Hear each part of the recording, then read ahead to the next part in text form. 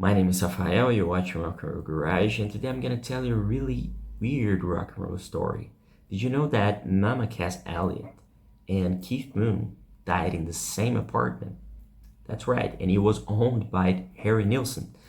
But first, please subscribe to the channel, like the video, and leave your comment. Tell me if you knew about this or not.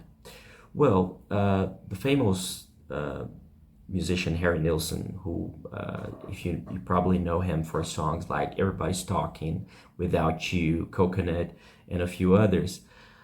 He had an apartment in London at the Curzon Street that was really close to Apple Records, the Tramp Club, and the Playboy Club, which were famous places in the city at the time. And since he spent a lot of time in the United States, he practically lived there. The apartment was not used by him most of the year, so he used to lend to a lot of friends, especially friends who were maybe playing in London at the time and didn't want to stay at a hotel or something. And in 1974, the Mamas and the Papas member, Mama Cass Elliot, stayed in his apartment when she was performing at the London Palladium. It was in July 29, 1974, that Elliot was found dead in one of the bedrooms.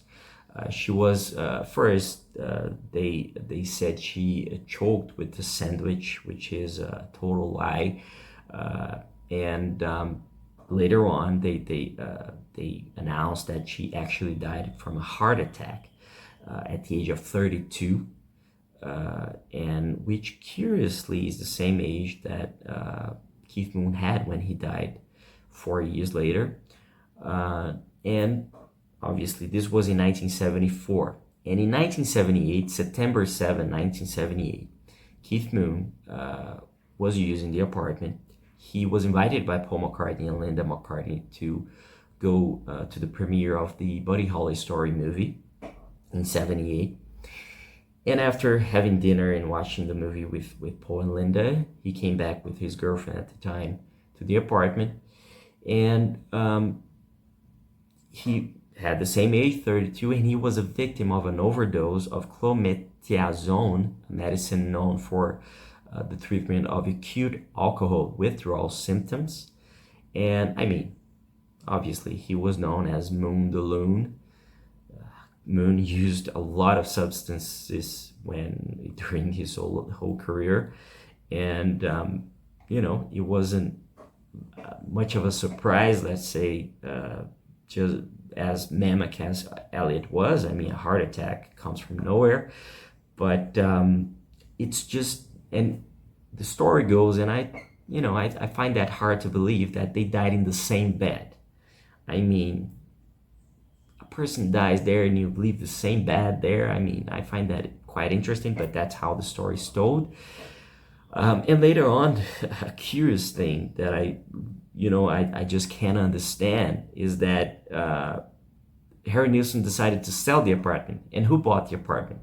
Pete Townshend, who was Keith Moon's bandmate in The Who. Your bandmate and drummer dies in an apartment, who Mama Cass Elliot previously died, and you go and buy that apartment.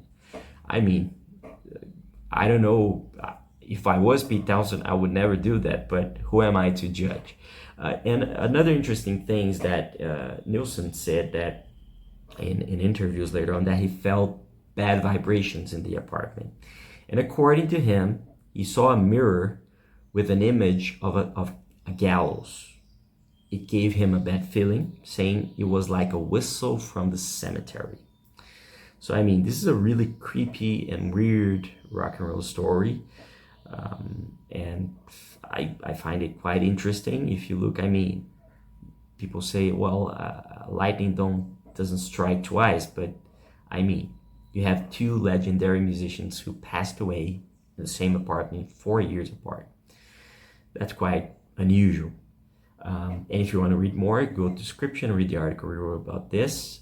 You can also visit Rock and Roll Garage and read a whole lot more about many other interesting stories like this.